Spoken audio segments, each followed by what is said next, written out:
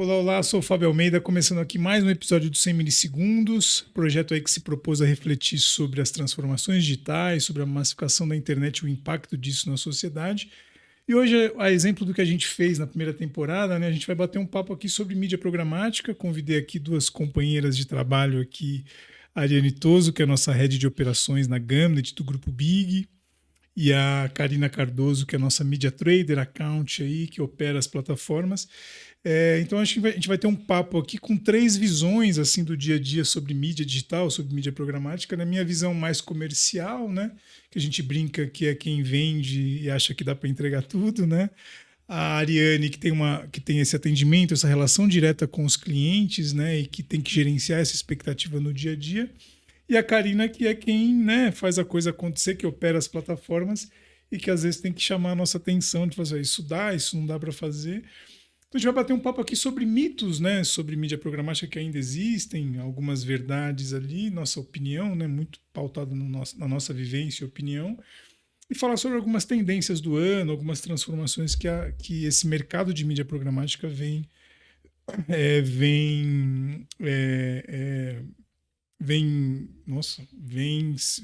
recebendo, né? Então vamos lá, assim. Primeiro, obrigado aí para as duas de ter topado aí o bate-papo, né? Eu sei que a gente fica meio, né, tímido aí para poder falar, mas é sobre o nosso dia a dia aí. E acho que a contribuição de vocês vai ser muito valiosa aí, né?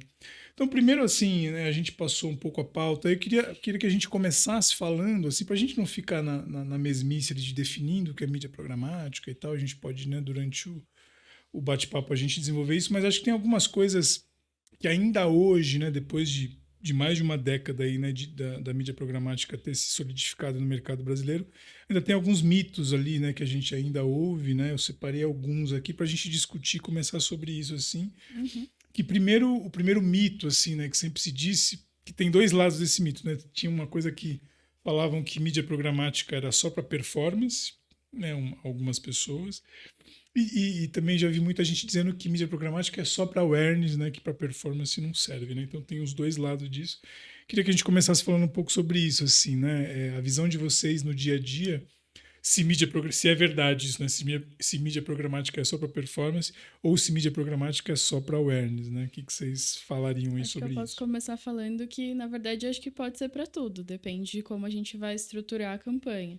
Então, primeiro a gente vai ter que entender ali, qual que vai ser o objetivo num primeiro momento, num segundo momento, pensar na parte de tags que a gente pode implementar no site do cliente para fazer a mensuração para outros objetivos, exemplo, visita, lead, etc. Então, eu acho que serve para todos os tipos de campanha. O que vai mudar é a estrutura e a configuração que a gente vai fazer nas DSPs. Com uma estratégia bem pensada, num planejamento, a gente consegue atingir os objetivos. É só ter essa Porque eu visão, acho né? que é isso que a gente sofre um pouco no dia a dia, né? Que às vezes é a pressa por resultado, né? E quando a gente pensa na mídia programática de uma maneira mais ampla, né, considerando todas as possibilidades de plataforma, né, então a gente tem as DSPs, mas tem o próprio Google, ou as redes sociais Meta, Ads, TikTok, que cada uma tem a sua função ali numa etapa do funil, né? Então dá para ser mais awareness e a gente chegar ali, dependendo da estratégia, mais para performance, E dependendo mesmo com do uma campanha segmento. de objetivo de visita, nada te impede de ter também um apoio de uma campanha de Sim, awareness. Inclusive, sim. é o que a gente recomenda. É, O mundo ideal é quando a gente consegue ter, né, as três Todas as estratégias frentes. numa campanha. E aí isso passa por criativo, né, por call to action, passa por um sim. monte de coisa no dia a dia de operação que não é só. Não é a Não é só o plataforma. conceito, né? Não é a plataforma sozinha não vai entregar o resultado, né? Então.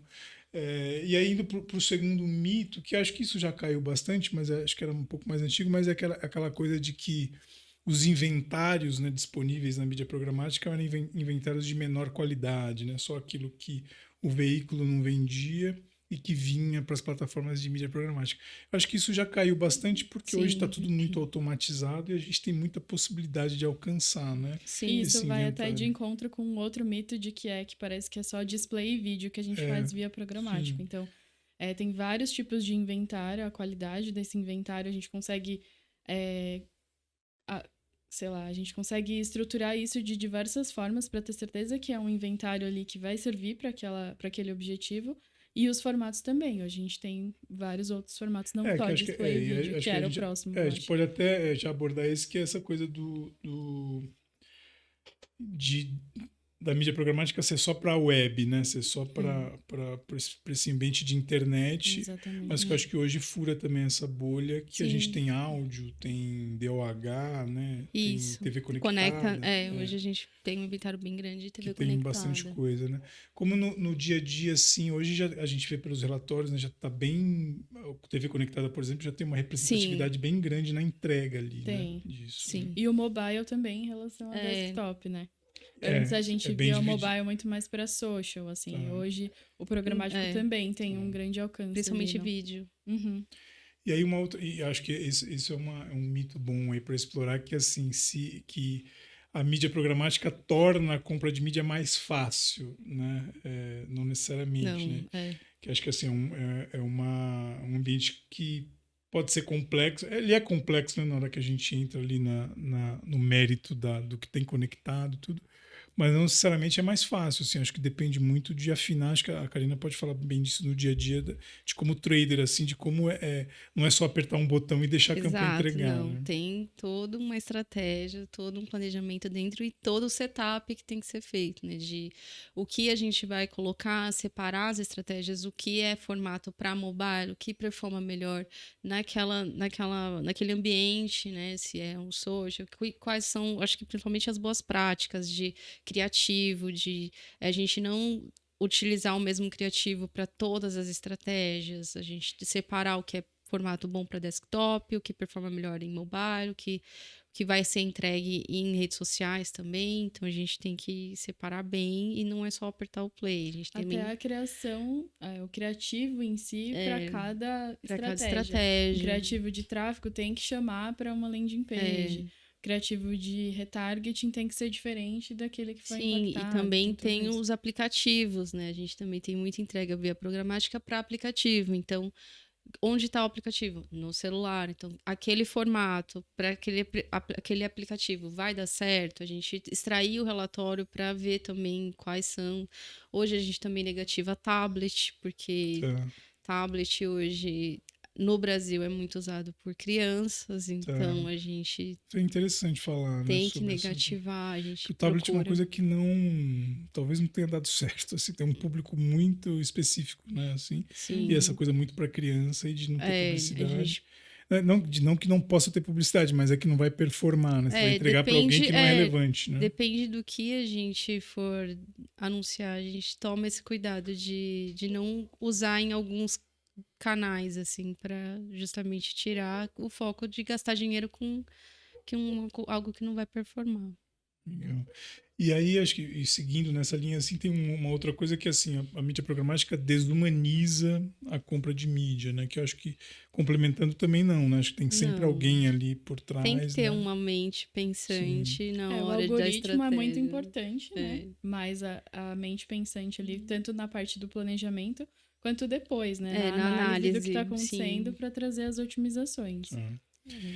E tem uma outra coisa que isso é interessante também, que é se mídia programática é só para grande anunciante, né? Só para grandes verbas, né? Ou se anunciantes médios ou mesmo pequenos podem também se aproveitar dessa possibilidade de compra, né? O que vocês falariam sobre isso, assim? Eu acho que serve para todos os tipos de cliente, depende muito do investimento que ele tem e do que ele espera com aquela mídia. Porque eu acho que a mídia programática é um pouco mais uma mídia de apoio, que pode trazer um tráfego para o site, pode sim trazer um lead, mas se ele é pequeno e precisa de uma... precisa ver também os inventários locais. Tem que definir o que é um investimento pequeno, né? E o que é um investimento grande, né? Assim, e também onde, né? Porque a gente pode também comprar inventários locais.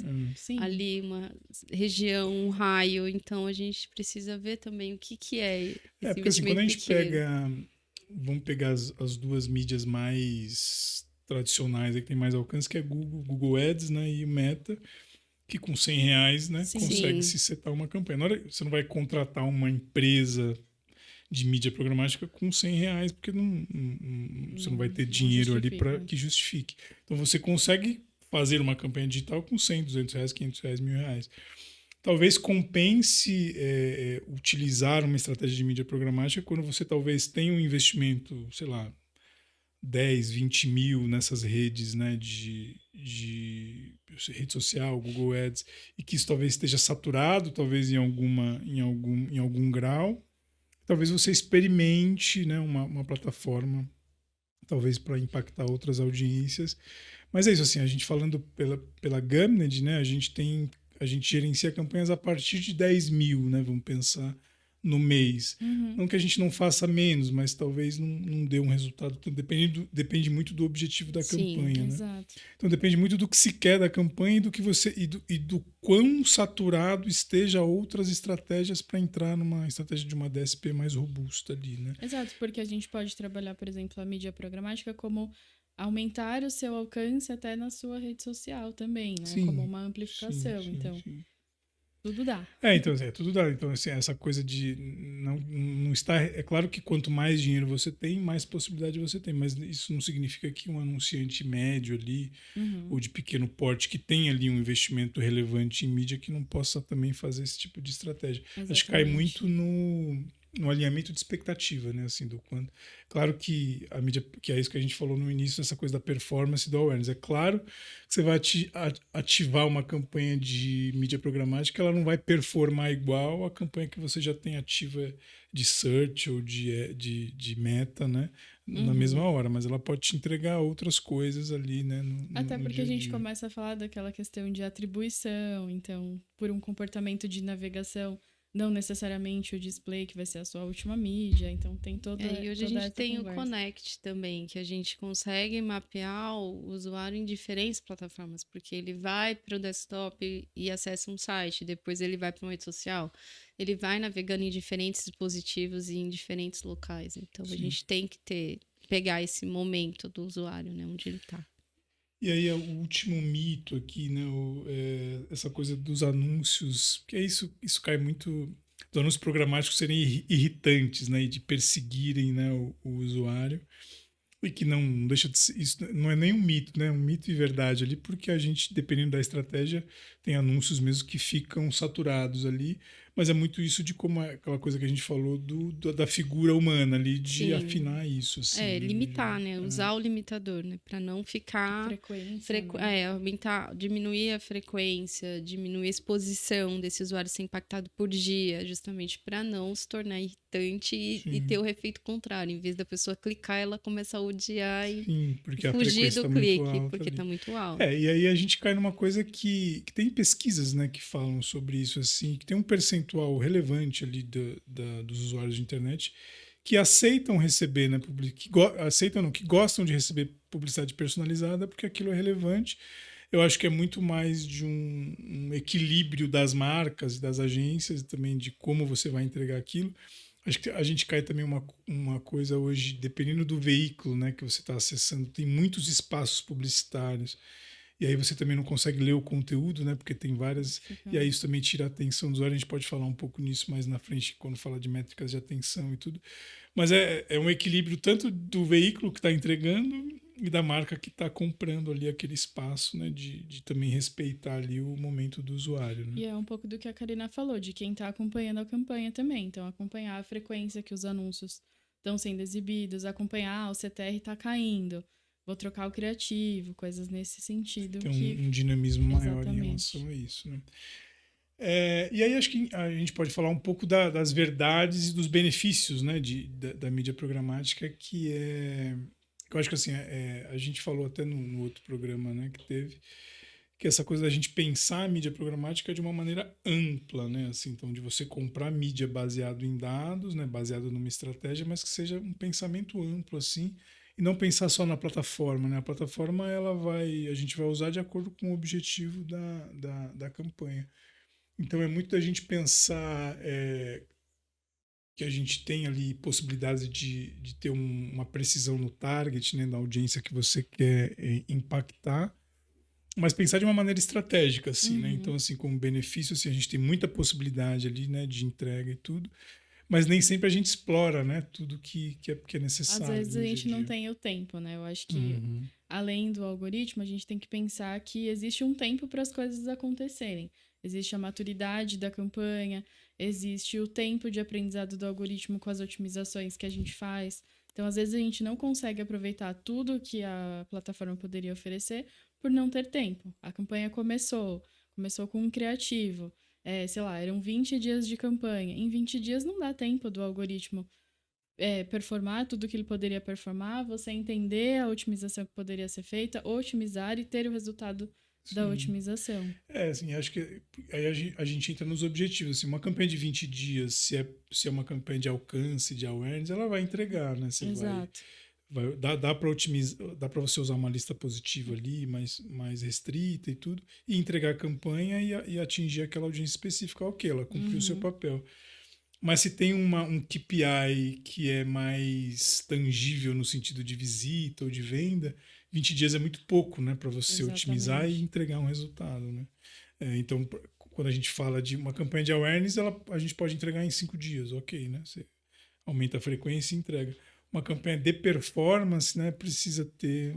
O ideal é que seja perene, né, essa campanha. Né? Legal.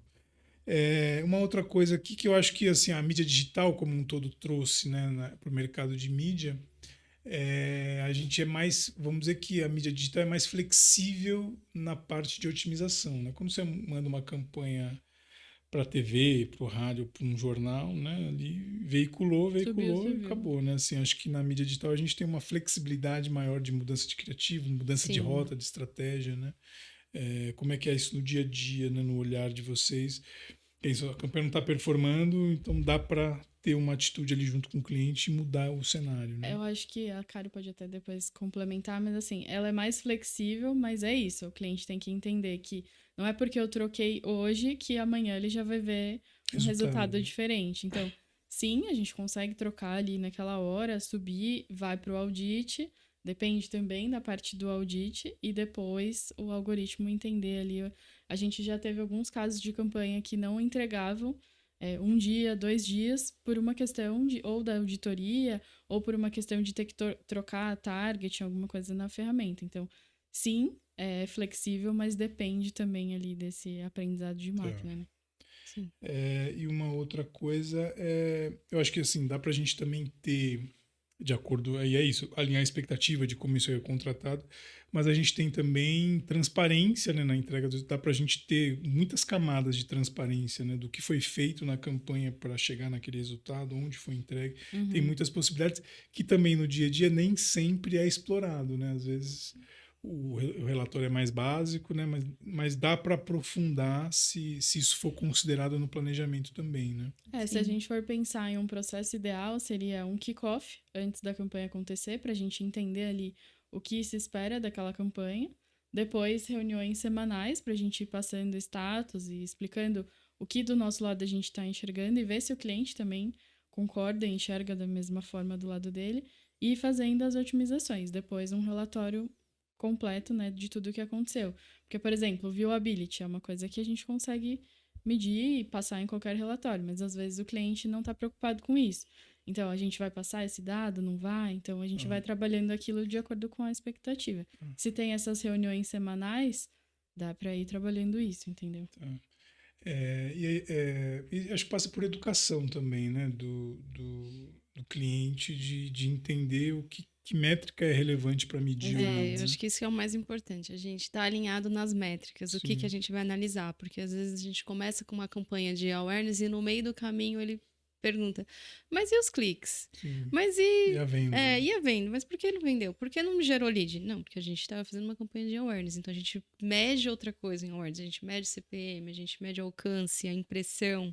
Se você quer uma campanha de tráfego, a gente vai medir outra coisa, a gente vai medir clique, CTR. Se você quer campanha de lead, a gente vai medir CPA, como é que tá, né, o valor dessa taxa de conversão. Então, a gente tem que estar bem alinhado justamente para não gerar expectativa errada. Né? E uma coisa que a gente tem né, estudado, lido mais, até tentando implementar na rotina, é essa coisa das métricas de atenção, né, da gente aprofundar um pouco mais a análise das campanhas, principalmente campanhas de marca, né, de awareness, sair dessas métricas mais, vamos dizer, comuns ou tradicionais, que é o CTR, a impressão, o CPM e a taxa de visibilidade, né? Então você tem ali, ok, entrega, e aí a gente pode até falar, sei lá, da lista positiva, né? De onde foi entregue, mas dá para a gente aprofundar um pouco mais, assim, e entender se aquela campanha foi entregue num lugar relevante, que aí a gente levar em consideração o contexto, né? Se a campanha foi entregue em ambientes que conversem com a marca ali, é, se conversa com o target, né, com a audiência que foi escolhida, né, para aquilo. E aí tem uma coisa que pouco se leva em consideração, que é o posicionamento do formato, né, que parte da tela está sendo entregue, o dispositivo que está sendo entregue, se é no mobile, se é no desktop, se é no tablet, né. Então fale um pouco disso, assim, né, como isso na otimização, que, assim, se isso for planejado antes, dá para otimizar nesse nível, assim, também, né? Sim, acho que o importante é a gente sempre extrair os relatórios. Aliás, a gente já começa com boas práticas, antes de tudo, né? A gente já tem uma lista preparada de sites que a gente não quer passar, seja porque a gente já pegou antes que é bait, é só para ganhar realmente dinheiro, ou é só um site monetizado, ou são sites que não são ambientes seguros, assim. Tem conteúdo sensível, então a gente já tem essas listas prontas que a gente só tá fazendo a manutenção durante o nosso dia a dia. Então a gente já entra com uma campanha muito mais assertiva por conta disso. A gente já tem esse ambiente seguro. E depois a gente saber dos formatos que são melhores, né? Quais formatos que têm melhor aceitação, melhor compra e mais espaços também, né? São topo, meio, a lateral, mas que são formatos que já seguem as boas práticas e tem mais inventário também, né? Exato. Depois é olhar a qualidade dos sites, em que, mesmo tendo essa blocklist, né? A gente olha a qualidade dos sites, a gente separa a campanha entre o que é entregue para desktop e o que é entregue para mobile, negativa, a parte dos tablets, acompanha posicionamento. Então, se a gente vê que a performance não anda indo muito bem, a gente procura bloquear direto na DSP, o que é above the fold, e assim vai. Então, sim, tudo dá pra gente configurar antes desse início. Tá, e hoje, assim, acho que hoje tem um formato que se destaca bastante, que é o 300 por 250 ali, né? Sim. Porque ele tem disponível tanto no mobile quanto no desktop, né? E a maioria dos sites tem, né? Então ele tá sempre... Tem mais de uma posição. Tem mais de uma posição. Então ele sempre se destaca na questão da performance. Tem algum outro que vocês destacariam, assim, de acordo com o objetivo da campanha? O 970 por 250, que se destaca na entrega de 300 por desktop. 600 também. Que ele é mais visível. Ele fica na lateral, então ele não interfere na leitura de um conteúdo, mas ele tá ali do lado também. E o 320 por 50, que é o segundo melhor em mobile também. Legal. E aí vamos falar um pouco dessa coisa de... A gente até, né, o ano passado, né, quase um ano atrás, a gente falou do fim dos cookies, etc. e tudo. E até hoje não se concretizou, né? A gente vem nesse papo, acho que desde 2019, 2020, e ainda não se concretizou. Eu acho que o mercado está passando por uma transformação muito grande, porque, assim, inevitavelmente os cookies irão acabar, né? Mas talvez ainda não conseguiram uma solução que substitua.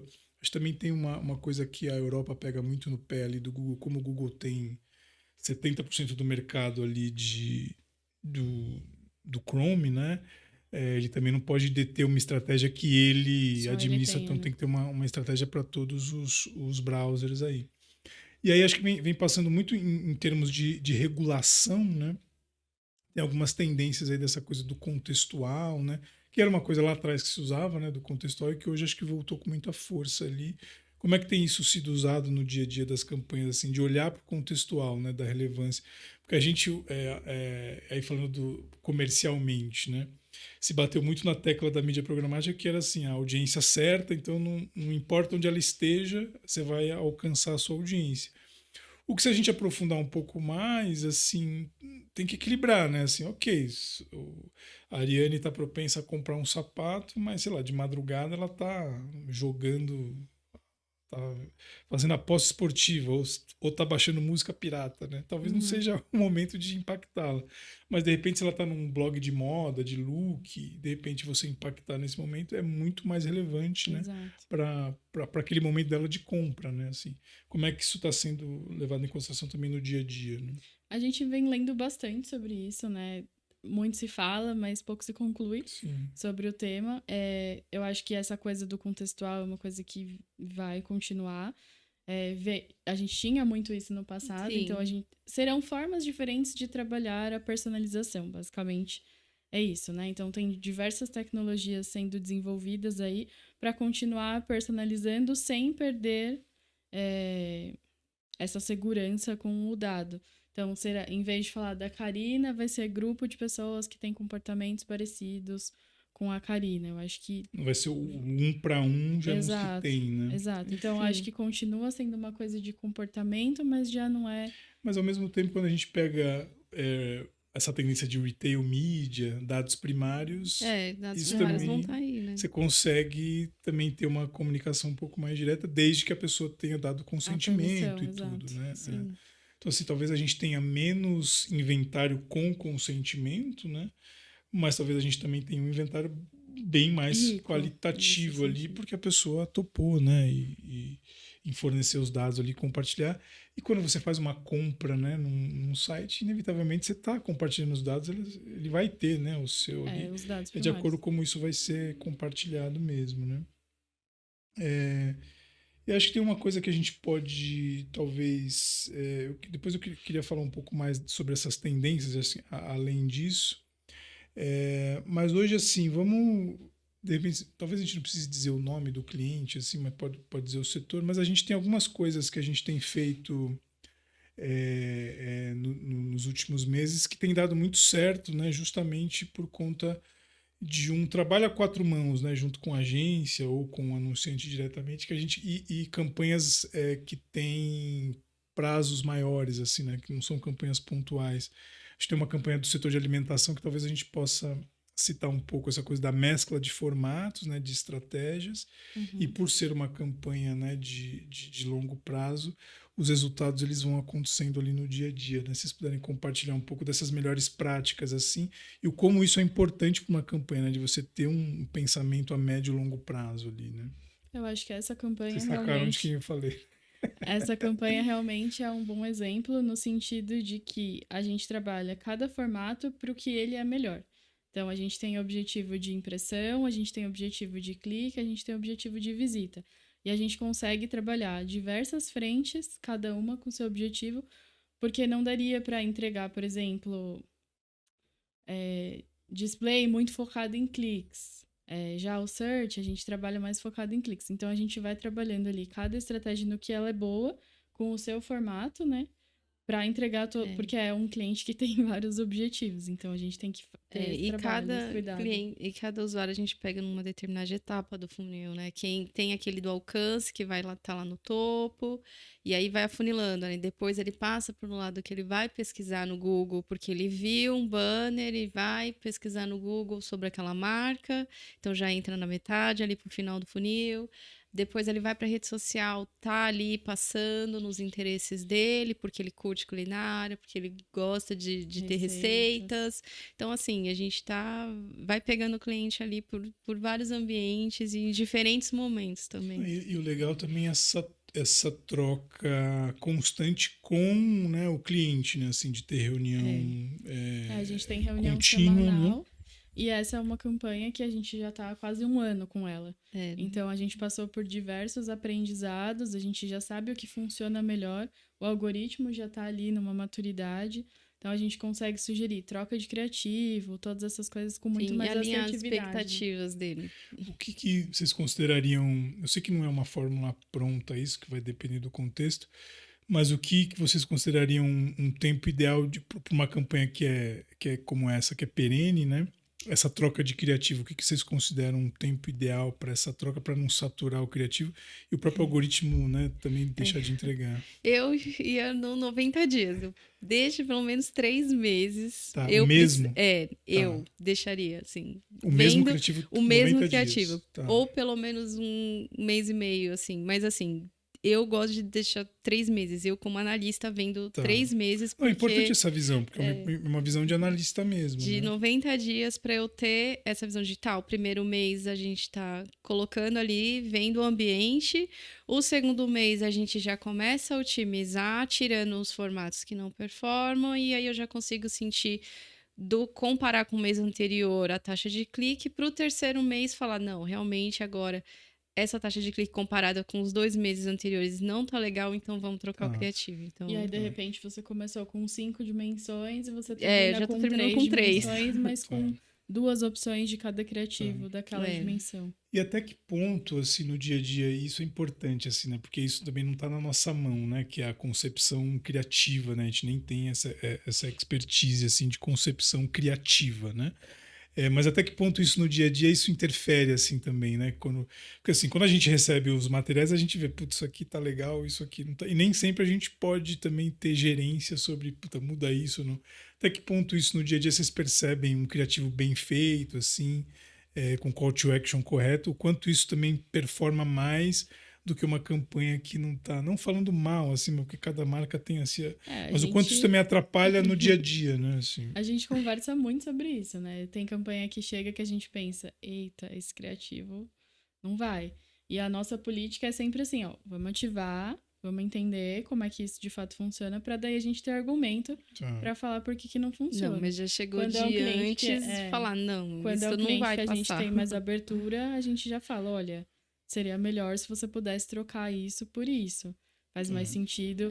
Eu acho que call to action, né? Tudo isso a gente eu acho que tenta ter, orientar. assim, que mensagem você quer passar. Então, seja claro, fale o que você quer e o que você é, né? Para a pessoa bater o olho e já entender em poucas palavras o que você está fazendo, o que você está vendendo. Então, acho que ter uma mensagem rápida e fácil de entender, ou então que uma imagem já fale o que você é, o que representa a marca, e ter a chamada, né? Se você quer que a pessoa vá para o site, se você quer que a pessoa te siga, se você quer... O call to action é super o importante. que você quer que a pessoa ação, faça, tá? Porque eu olhei, mas e aí? O que a pessoa vai esperar, né? Depois que você está chamando, né? Você está chamando ela para quê? Para ela curtir, para ela comentar, para ela clicar e ir para o site, enfim. Não, e aí tem uma coisa que aí é o pré-campanha, né? Assim, que às vezes também não se leva muito em consideração, né? Se o site carrega rápido, né? Se a landing page está com as informações corretas, se a campanha chama para... A gente já teve experiências assim, né? De campanha que chamava para o WhatsApp, né? Sim. E aí a loja não responde e a campanha foi perdida, né? Assim, então acho que também tem tudo essa coisa do pré-campanha ali, né? De se tudo está funcionando direitinho. Sim, e até às vezes um criativo que ele coloca uma imagem, aí a pessoa entra com aquela expectativa de que vai encontrar aquilo na página e não existe. Não existe. Só existe ali no ambiente aí você gastou criativo. uma impressão, gastou um clique, né? E aí a culpa depois é da Gandhi. Exato. E são coisas que a gente analisa até nesses relatórios que a gente faz semanais. Do tipo, sei lá, o objetivo era leads. O volume de lead tá baixo. Peraí, vamos testar, fazer um lead para ver se tá tudo funcionando. E a gente já pegou várias vezes. Botão que não você clica para enviar e o enviar não vai. Ou o site que você tá preenchendo, ele recarrega e perde o que você já escreveu. Formulários muito extensos, com muitas perguntas que faz a pessoa desistir. Então, assim, não faz parte do planejamento da mídia, né? Mas impacta no resultado da mídia. Mas isso no dia a dia, dependendo da entrada que você tem com o cliente, dá para, né, orientar isso antes também da campanha pro ar, né? A gente testa, faz todos os testes. Esse criativo assim talvez não dê, né? Tem que também, dependendo, você tem que ter um jeito de falar ali, né? Para não criar um conflito, né, em relação a isso, né? E acho que a gente pode falar um pouco das plataformas, né? Que a gente usa no dia a dia, que eu acho que isso tem muitas similaridades, né, entre as DSPs.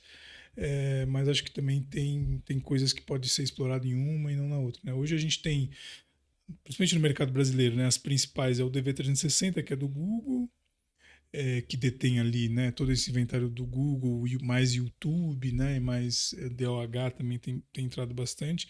A Zander, né, que é uma plataforma bem customizável ali também, que tem um inventário bem grande. E tem a Amazon, né, que é muito focada nesses dados de retail media, de varejo, tudo mais, que é uma plataforma robusta também, né? Uhum. Fale um pouco assim, um pouco de características de cada uma, assim, o que a gente leva em consideração no dia a dia para escolher uma e não a outra, assim, né? Eu acho que primeiro a gente olha o tipo de anunciante, né? Porque, por exemplo, a Zander, a política de veiculação é um pouco mais liberal do que o Mais Google. flexível, né? Então, se a gente está falando, por exemplo, de apostas, a gente iria pela Zander e não pelo Tá. DV. É, na Amazon, em específico, esses dados que eles têm, né? Os dados próprios ali. É muito interessante para alguns tipos de anunciante. Principalmente varejo. Exato. Quando é uma campanha que a gente sabe que vai ter YouTube, que já vai precisar ser no DV a parte de YouTube, a gente procura fazer a outra parte também para Deixar tudo no tentar mesmo otimizar, ambiente. para deixar tudo no mesmo ambiente. Então, tem um pouco disso, né? Sim, eu acho que o inventário da Amazon, que todo mundo também tem curiosidade, quer saber.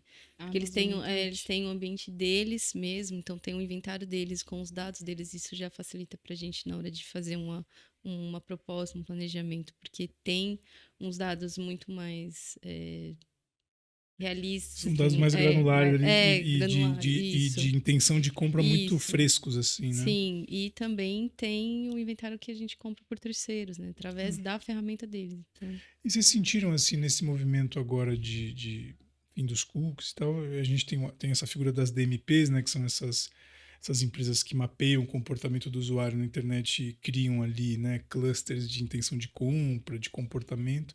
Vocês sentiram alguma mudança em termos de oferta de dados ou não, ainda não, assim? ainda não.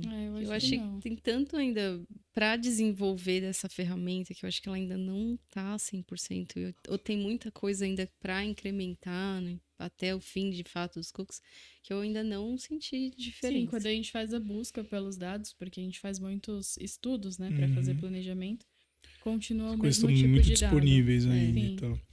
Mas, assim, isso é uma coisa que a gente a gente já testou, assim, campanhas que às vezes você ativa ali um dado de terceiro, né? E não necessariamente aquilo dá um resultado, assim, né? Às vezes o resultado é pior do que uma outra estratégia mais ampla, assim. Mas isso também não é uma regra, né? Depende muito do tipo de campanha, né? Sim. Como é que tem algum caso recente que dá para citar assim de ativou e depois A desconsiderou gente porque teve um não. caso de investimento, onde a gente usava muito dado de terceiro, porque era para uma parte muito específica de investimento, e alguns dados, mesmo tendo alcance, para aquele anunciante não faziam sentido. Tá, Então a gente sempre ia acompanhando o relatório, olhando ali o que aquilo estava trazendo de relevância, e a gente foi pausando os dados que não faziam tá. sentido. E aí a gente sempre buscava outros para colocar, porque senão acaba diminuindo muito ali as possibilidades. Uma coisa que eu ia perguntar é essa coisa do leilão, né? Assim, a mídia programa é muito pautada nisso, nessa compra por leilão, né? Do espaço ali. Como é que no dia a dia, principalmente na parte de trader, né? Essa tomada de decisão para se aumentar ou diminuir o lance ali, né? O que é levado em consideração no dia a dia, assim, para isso, né? Tirando margem, essas coisas, mas em relação ao desempenho da campanha, né? Se ela está entregando, não está, como é que é essa tomada de decisão pro lance ali, que eu acho que isso é uma coisa legal, assim, de explicar, né? Porque é impressão por impressão, né? Então, o quanto que essa tomada de decisão pelo lance, o que leva em consideração no dia a dia ali, na hora que você está analisando a campanha. O lance é muito de... Também depende do que época do ano a gente tá, né? Tá. Porque tem... Então, essa coisa da da sazonalidade, sazonalidade. né? Tem épocas que também, por exemplo, dependendo se vai ter um evento, o que está acontecendo naquela época, por exemplo, Dia das Mães, todo mundo quer comprar um espaço maior, ou se é Páscoa, ou se é um feriado, ou final de ano, Black Friday, que está todo mundo, né, lutando por um espaço. Então, assim, vai depender também da época, do que está sendo vendido também, né, do produto, porque aí pode ficar mais caro naquele lance, né? A gente vai ter que dar uma oferta maior porque a gente quer ser mais competitivo para aparecer mais, então vai depender disso também. vai depender da relevância da qualidade do anúncio. Se a página, ela tá uma página bem construída, muito clara, muito objetiva, também o tempo de abertura dela é bom, porque isso também conta para a qualidade do anúncio. Se é no caso de leilão de palavras, comprar as palavras certas e se as palavras também estão no anúncio, também vai funcionar. E no caso do criativo para programática, se ele tem um criativo que está objetivo, tem um CTR bom, está levando para uma página boa. Então, e a gente vê também as DSPs e onde está sendo veiculado. Qual que é o mínimo o CPM mínimo daquela página, para a gente também ser competitivo naquele ambiente também. A gente já viu alguns casos de que, por exemplo, o objetivo era CPM, o CPM estava bom, mas quando a gente olhava onde estava passando, poderia ser melhor. Então, é um caso em que a gente aumentou o bid para poder passar em um inventário melhor. Vocês têm acesso, né, aos bids perdidos, né? Sim. Que aí também, assim, você tá dando muito bid e tá perdendo muito, também é um indício de que você precisa aumentar, talvez. A gente tem a parte do troubleshooter, da DSP, onde a gente consegue entender, quantos foram os leilões, quantos a gente perdeu e por qual motivo a gente perdeu. Então, a gente consegue ver se foi pelo lance, se foi por geolocalização, pelo que foi, entendeu? Isso já tem algum tipo de otimização meio via IA ou não? Assim, é uma coisa mais na unha? Ou tem algum tipo ali que a própria DSP dá para configurar isso, eu acho, dá né? para configurar por automático. Então, deixar a IA responder por isso. Olha, perdemos nesse leilão. Então eu vou trocar esse criativo ou eu vou trocar essa descrição para ser competitiva. Mas tem riscos, né? Tem. E também tem, assim, deixo a IA tomar a decisão com base no meu histórico, né? No histórico que eu tenho de leilões ou no meu histórico de CPA, né? De aquisição, de objetivo, ele vai tomar a decisão de aumentar ou diminuir para participar daquele leilão. E o que você no dia a dia recomenda? Assim, tem uma boa prática ou depende muito da situação? Depende da situação. Eu deixo ativado, mas sempre de olho no que está sendo tomada a decisão pela IA, ou eu prefiro não tomar essa decisão. Falar, não, eu que vou tomar a decisão desse leilão aqui. Mas depende muito do... Até como otimização de criativo, né? No Google Ads, por exemplo. Tem essa possibilidade de deixar automático, só que ele pega termos que tem no site. Só que às vezes os termos que tem no site não tem a ver com o que está de fato sendo anunciado. Sei lá, algum blog, alguma outra parte. E aí acaba ficando. E nessa esteira, assim, acho que vale. Tem vários anúncios do Google e do Meta que, assim, de automatizar muita coisa, de ter um papel da IA muito central, que eu não sei até que ponto isso é só discurso comercial ou se no dia a dia isso está impactando, assim, como é que você tem sentido isso no dia a dia, dessa quantidade de automações que estão propondo, né, para algumas linhas, e se isso tem impactado, assim, nos resultados.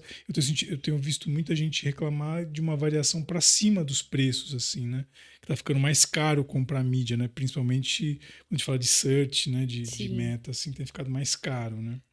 Tá ficando mais caro. A gente até tem um cliente que a gente deixou um período de automático para a gente testar a inteligência e acabou realmente inflando o CPC e acabou ficando muito mais caro do que a gente estava pagando 2 meses atrás. Assim, coisa de 50% mais caro. Então, eu desacelerei, tirei essa automatização da ferramenta e estou controlando no olhar, na unha ali, no meu dia a dia, justamente, e aí já consegui baixar 30% do valor. Isso é importante a gente falar, né? Porque é isso, assim, a gente está numa época que se discute muito a inteligência artificial, tudo é IA, e de uma maneira muito comercial, assim, né? Muito inflando, assim, e que é importante, assim, dependendo do valor dos investimentos, né? De ter esse olhar humano ali na unha, porque senão você deixa tudo automatizado, e você acaba pagando mais e perdendo dinheiro, assim, né? O quanto que, aquilo que a gente falou no início dos mitos ali, o quanto que é importante a figura ali de estar olhando. A gente pode testar, ok, é necessário testar, mas o quanto isso também impacta. É que está sendo colocado comercialmente muito como a solução de todos os seus problemas.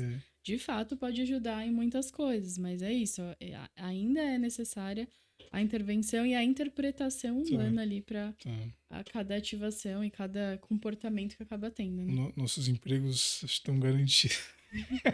Sim, Porque- por um tempo. Não, é porque é isso, assim, eu acho que para uma verba menor, né, talvez você não precise ter esse nível de esforço ali, né, para poder ficar todo dia na unha ali. Puta, mas para uma verba grande, dependendo da complexidade da campanha, precisa olhar, não dá para deixar só ligado E às ali, vezes né? até por uma questão de conhecimento, você não entende tanto, então tá escrito ali, automático, gere mais resultados, etc., você ativa.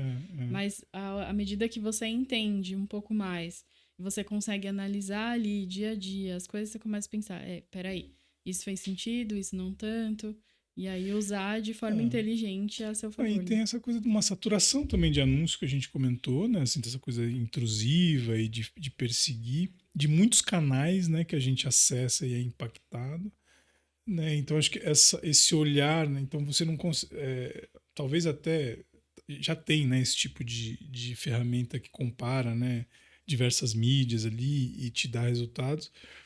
Mas você precisa ter alguém controlando isso ali para você também direcionar a verba ali, assim, né?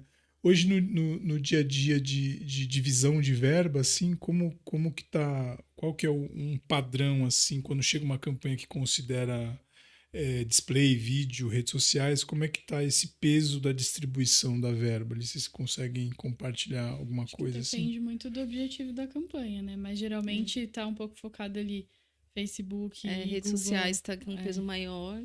Ainda Exato. tem um peso bem maior, né? Hoje tem. está um peso maior do que E depois programático. vem a parte de display, YouTube e vídeo programático. Tá. E acho que é importante essa integração também de resultado, assim, né? De ter um olhar, né, unificado para entender, puta, a rede social, sei lá, tá mais caro, podemos jogar um pouco mais aqui, ou esse aqui não está entregando. A gente teve caso agora de áudio, né, por exemplo, de algumas regiões de não entregar tão bem e ter que levar em consideração outras coisas, né? Exato. E eu acho que se a gente está fazendo o gerenciamento da campanha como um todo, por aqui fica mais fácil da gente ajudar o cliente com essa visão. Em alguns casos a gente vê que o cliente prefere fazer ele mesmo, Google Ads e Social, e a gente faz a parte de programática. Também funciona, mas acaba que a gente não tem tanta visão do que acontece lá. O ideal é que fosse integrado, Exato. né? Mesmo que a gente não opere, mas que a gente consiga ter uma visão do que está rolando ali. Exato. Né? Vamos, acho que para a parte de tendências, eu anotei aqui algumas coisas que tem que a gente pode comentar um pouco cada uma, assim. Peguei aqui 10 tendências que o IAB dos Estados Unidos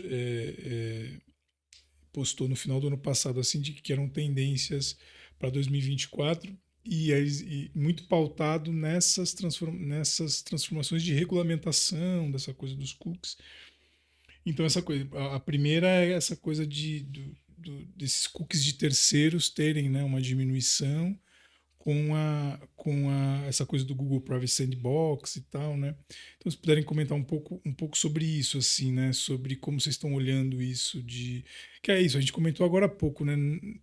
Os dados ainda estão disponíveis, né? Assim, mas como é que vocês estão enxergando esse movimento das empresas e das próprias DSPs de se adaptar para um cenário que talvez a curto prazo sem cookies, assim, né? Eu acho que é um pouco do que a gente já falou também, né? A gente vê muita tecnologia sendo desenvolvida, mas na mesma velocidade elas precisam ser testadas para entender a eficácia do que estão desenvolvendo. Então, sendo muito honesta, parece que nada mudou por hora. Assim. A gente continua vendo a mesma disponibilidade dos dados, a gente continua usando esses mesmos dados para as campanhas, funcionam ainda, a gente consegue ter resultados. Então, assim, a gente está acompanhando para ver o que isso vai se tornar, mas continua um pouco do que... Parece que tá todo mundo esperando acabar pra gente ver o que vai acontecer. O que a gente vê muito assim, as empresas precisam se preparar por conta dos dados primários, que vão ser muito importantes nesse outro momento, mas aí já não acaba sendo a gente, né? Cada um dos clientes precisa... Porque é isso, a gente falou, né? Entra outras estratégias contextuais,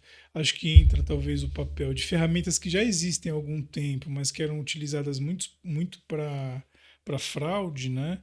Mas que talvez vão ganhar uma outra relevância de você ter ferramentas que te ajudem a entender aonde foi entregue, se foi no target correto, que se usa pouco isso ainda, né? Porque deixa um pouco a campanha um pouco mais cara, mas talvez o mercado vai ter que incorporar um pouco isso no CPM, assim, de você ter mais camadas de mensuração para Exato. entender que a campanha foi entregue para o target correto ou na estratégia correta.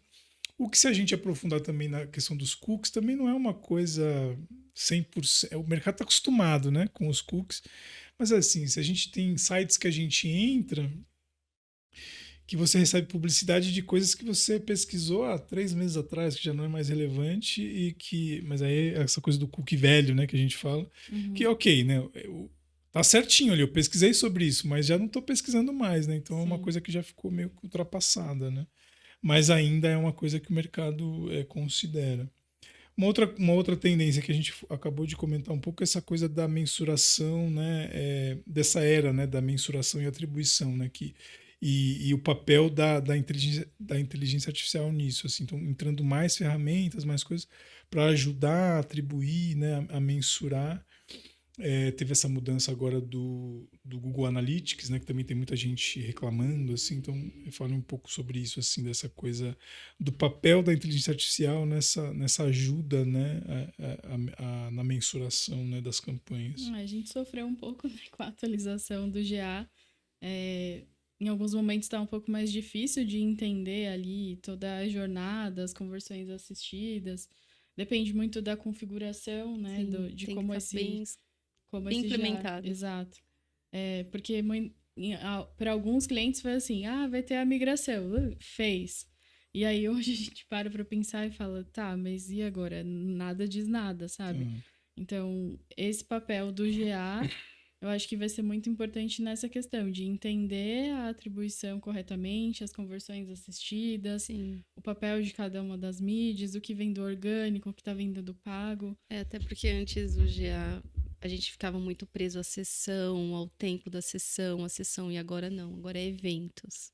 Então, quais os eventos são mais importantes dentro do site? O olhar muda, né? O olhar muda e também o jeito que a gente vai lidar com a própria página, né? Porque tudo vai ser mensurado e, de certa forma, por um lado, essa atualização foi boa, porque já vem tudo automático, você implementando direitinho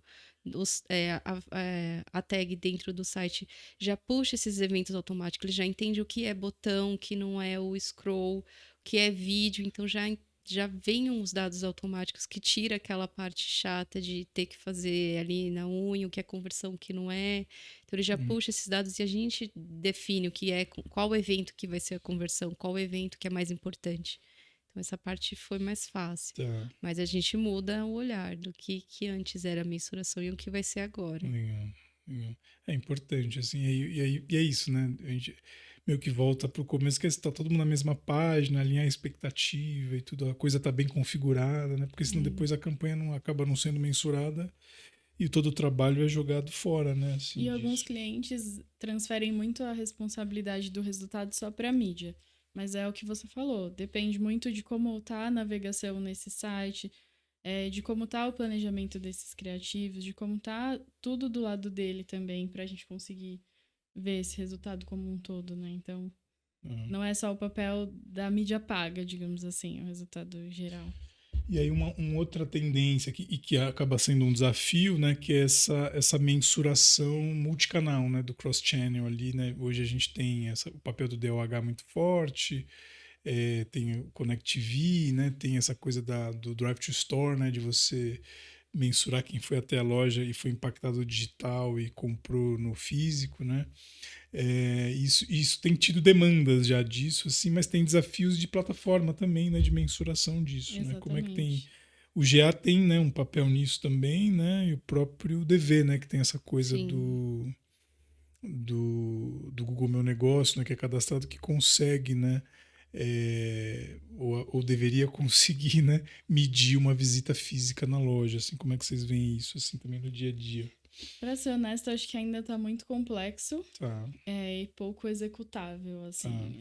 Porque aí, assim, a gente entra fazendo num ponto só um de parênteses, que é isso, privacidade. assim, fica muito no discurso comercial, mas no dia a dia é desafiador, assim, né, de mensurar, de fazer isso. É desafiador, eu acho que é difícil ter 100% de certeza do que está sendo mensurado ali, e E aí, com isso, os resultados acabam, assim, acontecem, mas o quanto são 100% reais, sabe? Então, tem essa parte, assim. Dá para executar, mas a análise tem que ser com um pouco mais de cuidado do que aconteceu. Tá. É. E aí uma outra coisa que a gente falou um pouco também, que é essa agora um tempo das métricas de atenção, né? Um aprofundamento nisso, que é muito isso, assim, a gente não vai ter talvez o cookie, né, para mostrar que aquilo foi entregue, então a gente tem que ter outras estratégias para poder mensurar. Acho que vocês podem até comentar do evento do TikTok, né, que falaram bastante disso, né, dessa coisa da atenção, assim, nisso, né? Uma coisa que foi comentada lá é que o TikTok em específico, geralmente quando a pessoa tá assistindo a um TikTok, pela questão de ser um vídeo com áudio, geralmente tá com a atenção focada ali. Já alguma outra rede social, às vezes está fazendo duas coisas ao mesmo tempo, não tá. O nível de atenção é menor, né? Exatamente. Então, são algumas métricas que a gente tem que começar a prestar atenção quando a gente está falando disso.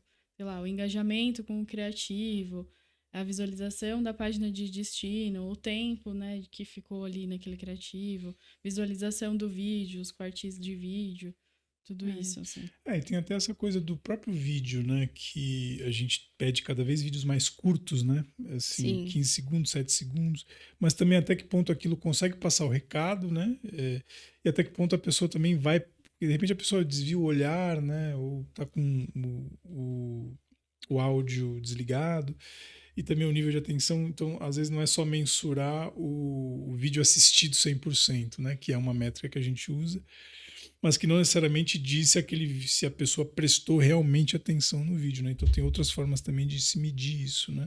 E acho que isso é uma coisa que cada vez mais acho que vai ser considerado aí pelas marcas, né? Principalmente em campanhas de awareness, né? De tudo, de você medir mais profundamente essas coisas, até para provar o investimento naquilo, né? Sim. Acho que esses relatórios mais básicos, talvez, acho que não vão ser tão bem aceitos hoje, só com impressão, viewability, tudo, né? Até porque tem assim, se a gente falar de viewability, né, que é a oportunidade do anúncio ser visto, quando a gente pensa em valor de compra daquilo, né, tem até uma conta que se faz. Se você tiver uma campanha que você pagou R$1 CPM e 20% foi visto, né, de ter 20% de viewability, ok, você vai ter ali, fazer uma conta de padaria aqui, esse 10% foi visto uma conta de padaria, você teve um VCPM de R$10, né, ali sobre aquilo. Mas de repente você pagou uma campanha R$20 o CPM e 90% foi visto, mas você teve R$18 de VCPM, né? Então tem esse equilíbrio, então, por isso que você tem que aprofundar um pouco mais as métricas.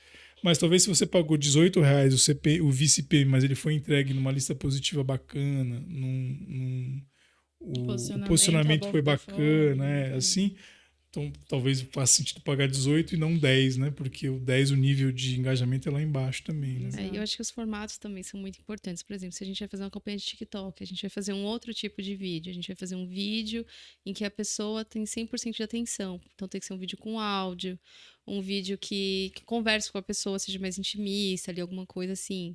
Se a gente vai fazer YouTube, a gente não pode simplesmente pegar aquele vídeo e adaptar, e replicar, ou para vídeo programático, por exemplo. Então a gente tem que saber quais formatos que a gente vai trabalhar, então vamos gastar um tempo editando e para os formatos adequados, né? Para quantos segundos a gente vai estar falando no YouTube, não é a mesma coisa que a gente está falando pro TikTok, ou para um Reels, ou um Stories. Então a gente tem que pensar nos formatos.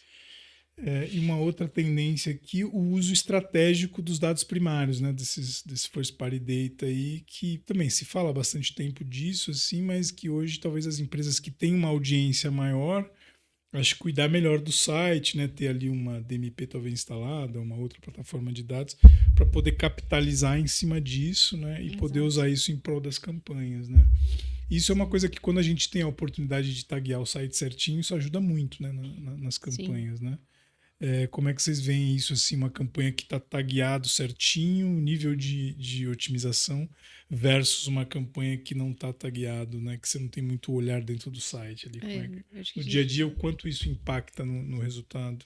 Impacta tudo, né? Até pra gente otimizar, porque se a gente tem uma campanha de tráfego, mas a gente depois não tem um GA instalado, eu não sei se a pessoa tá chegando no site, quanto tempo ela tá passando lá, gastando o tempo dela lá. Se ela Então, chega e sai, se ela chega e vai pra sai, outra sessão. porque aí já tá errado também, né? Não é só levar e deixar lá porque pra gente a campanha tá um sucesso, as pessoas estão indo, Sim. mas às vezes para o cliente não tá um sucesso porque elas não estão ficando. Então a gente precisa, né? E eu acho que entender essa implementação das tags também desde o primeiro momento, porque talvez hoje o seu objetivo não seja visita, ou com esse flight da campanha não seja esse o objetivo. Mas quando for, a gente já tem a maturidade já tem histórico, das tags ali. E poder Então, fazer. Que aí, assim, outras tendências vão muito assim, aí você tem aqui uma tendência de retail media, né? Essa coisa do data-driven, que acho que é muito em linha com essa coisa do uso estratégico dos dados primários. Que é isso, assim, empresas hoje que têm, né, essa capacidade de mensurar, aliás, tem essa capacidade de obter dados de compra, de intenção de compra, né? O iFood está capitalizando isso, o Uber está capitalizando isso, a própria Amazon, que a gente citou, que tem uma DSP que capitaliza isso. A gente pode citar o Mercado Livre, Magazine Luiza, né? Todos que criaram, né, departamentos de advertising interno, justamente para capitalizar em cima desses dados. Isso talvez vai ficar desafiador para o mercado, assim, né, também. E eu acho que pode acontecer uma coisa que aconteceu lá atrás com as redes, de você comprar o mesmo inventário de diversas redes.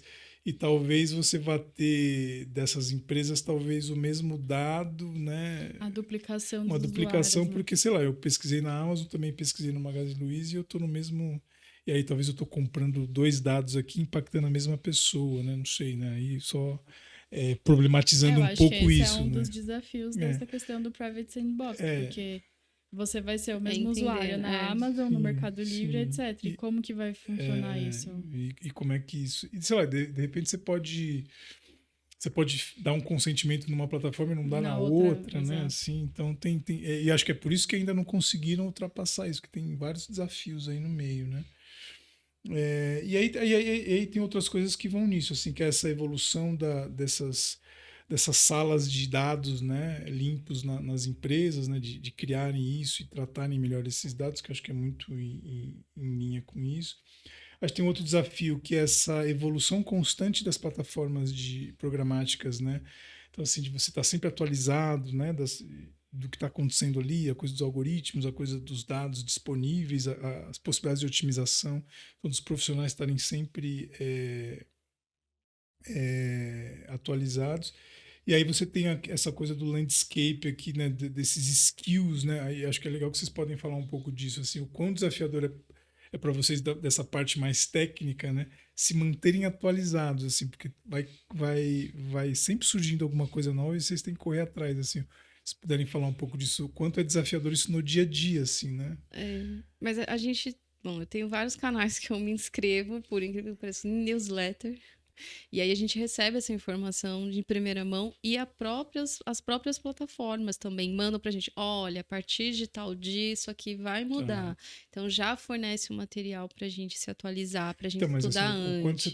O quanto você tem o tempo que você tem que ter para poder estudar e ler. Sim, e tal, né? então uma conversa até que a gente teve essa semana, assim. Se a gente dividir o nosso dia a dia de trabalho, tem que ter uma meia hora por dia onde a gente está pensando ali em informações gerais, seja atualizações, seja otimização das campanhas em geral, então uma roda de conversa para cada um falar das suas campanhas e de repente o que um fez para uma funciona para o outro. Essas são, acho que, informações externas e internas, assim, que a gente precisa dedicar um tempo para estar sempre ali.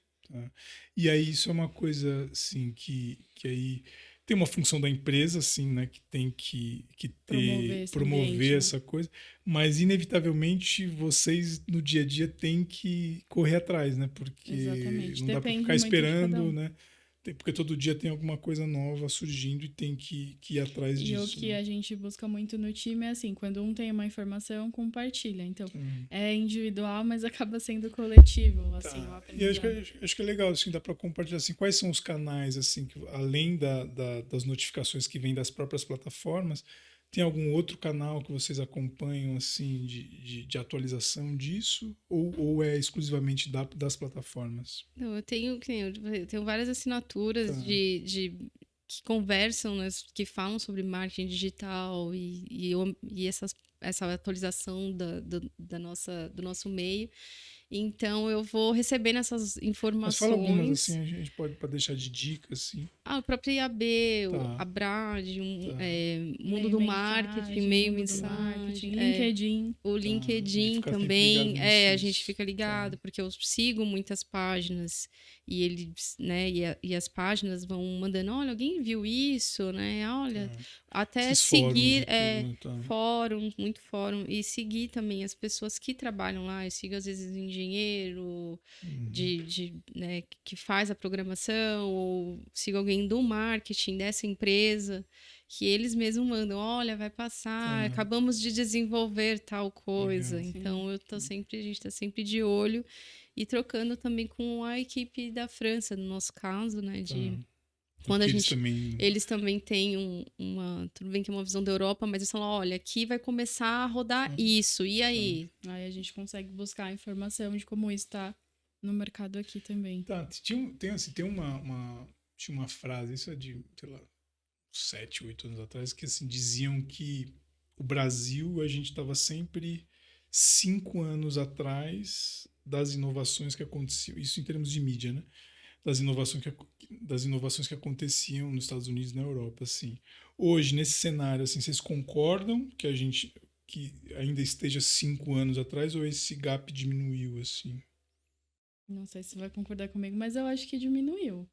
Eu acho que a gente já passou por muita atualização, a gente já tá maduro em muita coisa, e não vejo mais tanta diferença entre o que eles comentam lá e o que a gente comenta aqui. Às vezes por uma questão, assim, privacidade lá Tá é mais muito mais evoluído. forte Tá. do que aqui. E tem uma preocupação Alguns maior temas em disso. específico, sim. Tá. Mas outros eu acho que não. Eu Assim, também até não pela tenho. maturidade do nosso mercado também. Às vezes a gente leva alguns desafios que eles ainda não passaram. E acho que essa cultura nossa aqui de rede social, que não tem tanto lá, né? De uso de rede social, de campanha em rede social, acho que isso também fez com que esse gap, né, que existia diminuísse, assim, né? Também. Sim. Porque não é só a DSP, né? Uma protagonista que tem campanhas, né? Exatamente. O mercado e o tipo de usuário que a gente tem, o jeito que a gente usa a internet no Brasil também.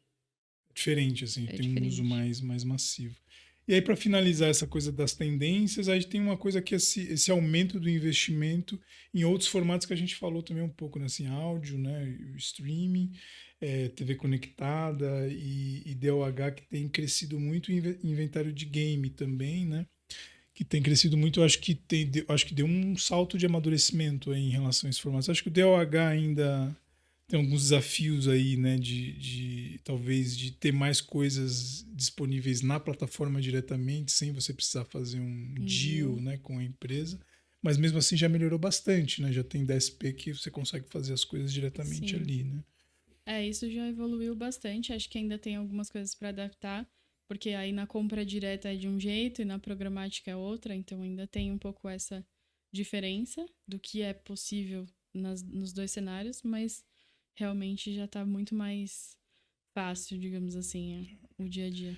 Não, legal. E assim, então, para a gente finalizar, assim, o que vocês deixariam assim de orientação, vamos dizer assim, para uma campanha de mídia perfeita, assim, né? O que tem que chegar e ser levado em consideração assim, na hora de se vender, na hora do cliente planejar? O que vocês consideram uma campanha de mídia perfeita, assim, na hora de chegar e ser executado? Eu acho que a primeira coisa é a comunicação. Uma campanha de mídia bem executada depende da comunicação para você passar o que você espera, o que você já planejou, a gente avaliar se de fato faz sentido. A gente já passou por alguns clientes em que, depois do planejamento feito, quando passou pra gente, a gente falou, cara, mas isso não vai funcionar. E rever esse planejamento. Então, essa comunicação do antes, o durante, pra gente ter certeza que tá todo mundo ali avaliando as mesmas coisas e enxergando os mesmos resultados. E depois o pós, né, de apresentar os resultados, etc. E aí, do lado da agência, acho que essa parte do planejamento dos criativos, de entender que não é só sair replicando, por exemplo, para social, não é só você redimensionar um 300 por 250. A linguagem é outra, é o que você precisa tamanho da colocar. fonte, Exato. né? Tudo. Sim. Que E alinhar mais? as expectativas também. Acho que o cliente precisa ser claro o que ele quer e qual é o objetivo dele em curto prazo, em longo prazo, em médio prazo. Ele saber e passar isso pra gente falar, olha, isso aqui a gente vai entregar nesse primeiro, né, no prazo mais curto, isso aqui no médio, no longo. A gente alinhar as expectativas, alinhar as estratégias também e o investimento, né? E Falar, eu olha, acho que dentro do seu o que investimento, isso o que é o possível dentro fazer, do né? budget que você tem. Porque dá para trabalhar Sim. todas as etapas, mas com um investimento mais... Fazer isso dentro da realidade que eu tenho de budget e também direcionar para mídia que talvez vá me fazer mais sentido ali, né? E acho que tem uma coisa também do cliente se permitir a testar, né? Novos formatos, assim, acho que isso... Claro, você tem que ter espaço no budget ali para isso, mas acho que se permitir ali, pô, vamos criar um formato para TV conectada especificamente, né? Tá numa tela maior, você pode explorar mais coisas. Acho que hoje eu vejo se fazer pouco isso, assim, né? De explorar esse formato que tá numa tela maior. Uma coisa é você ver uma publicidade no celular, né? Então, O aí a pessoa impacto é um, né? há de Mas você tá pegar em casa, isso, numa TV de 50 polegadas, pô, o impacto é outro. Ali, não né? adianta pegar o vídeo do YouTube ou um vídeo que ele fez Ou nas redes TikTok, sociais né? e estourar ele na TV ou diminuir ou fazer o contrário, Sim, pegar o da TV e diminuir. sim, Não sim. adianta. Tem que... Acho que tem coisas que podem ser melhor exploradas. Então é isso, assim, você vê, nem doeu muito, assim, foi... Mas pra gente dar uma passagem aí, né, sobre o nosso dia a dia, acho que tem várias coisas relevantes aqui que a gente pode, né, usar e depois dar de dica aí pros clientes, mas pra gente ter esse panorama aí, né, pra não fugir muito também da nossa área, né, que o legal é conversar sobre outras coisas, né? Mas acho que é legal também a gente dar esse panorama aqui, então foi muito legal, obrigado aí pela disponibilidade, terem vindo e compartilhado aí a visão de vocês. Obrigado, mas vai ter mais, né? Fiquem tranquilos. Obrigado aí, a gente volta até uma próxima. Valeu.